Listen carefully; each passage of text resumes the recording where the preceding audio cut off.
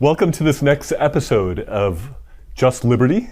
I'm here with David Skeel, and we were talking about how his faith intersects what he's done as a scholar and a legal scholar, but also writing like Christian apologetics as well. Are you working on a book on Christianity and law right now?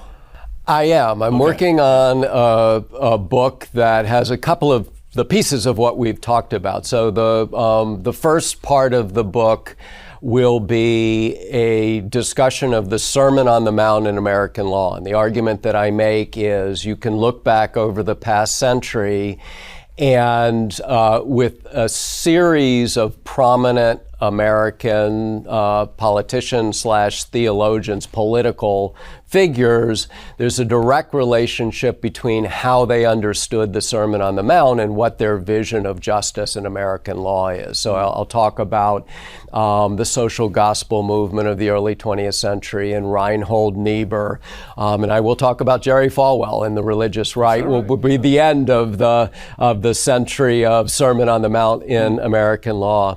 Then the second part of the book will be a couple of articles that I've already written. So I'll be reprinting an article that I wrote with a no longer living criminal law scholar named Bill Stuntz, called Christianity and the Modest Rule of Law, which is about thinking about the appropriate scope of the secular law and how much should it try to do and what should it not try to do.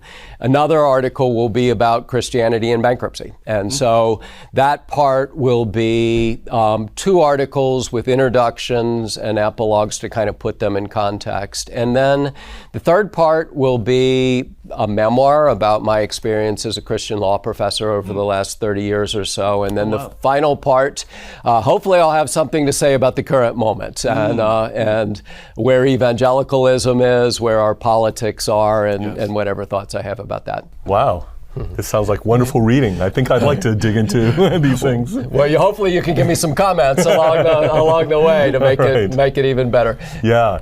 You know, your friendship with Bill Stuntz and your collaboration on some things. He would sometimes come over to your law school.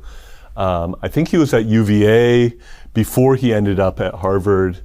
And I really admired for a long time what the two of you were doing as Christian law professors, because it's not necessarily common for even those who are Christian law professors to be actively engaged, to be publicly identified, and to have their Christian faith feed into and be integrated with the work that is being done as a scholar, and in various ways. The more public ways seem to be less common to me than maybe the quieter ways, if you will.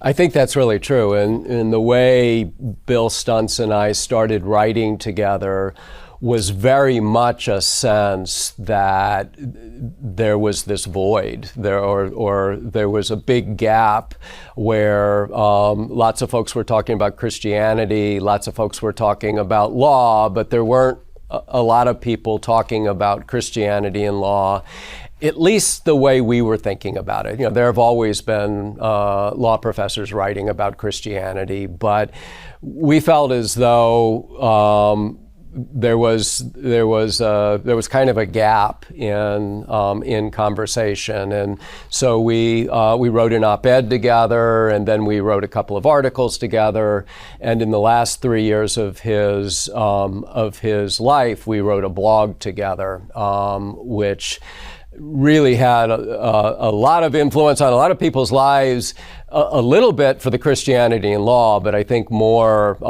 for what Bill had to say about his personal health experience. He was suffering with cancer, and he wrote a lot about his faith and his cancer and how the two, how his faith helped him to navigate the cancer, and those blog posts have had a lot of influence on a lot of people's lives. I know you're familiar with. Yeah, myself included. I remember reading those with tears in my eyes and being really touched and moved by it.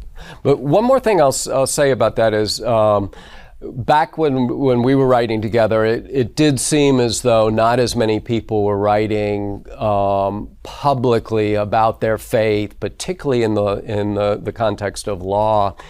I think that's a real issue now, too. One of the things that saddens me most is because evangelicals and Christians have become controversial in our culture, a lot of Christian professors are very quiet about their faith and aren't public at all, even about the fact that they're Christians. And I'm really saddened by this. I think in some disciplines, you have to be careful. There are disciplines where you can be punished professionally. But I think we should err on the side of being public. I just feel sad for all the students who don't know there's a Christian law professor there they could talk to if they're either Christians that want to talk about things or folks who might be interested in Christianity. And so I think it's a difficult moment right now, I think, in that regard. Yeah, I really appreciate that you've done that. I remember when I was a law student and I was the president of the Christian Legal Society chapter at that law school, and I recruited 3 faculty advisors. But what was remarkable is that all 3 of them didn't know that the others were Christians. Wow. Until after all 3 of them agreed to be our faculty advisor. And so case in point. That's really common. I mean, when I first became a law professor, it did not even occur to me to be quiet about my faith. And I believe Matthew 28, that we're called to go out and make disciples of all nations. And at the very least, it means being public about the fact that we're Christians. But that's not the norm in many places. Yes, I agree with that. Thank you for joining us on this episode of Just Liberty. We will continue the conversation in the next episode.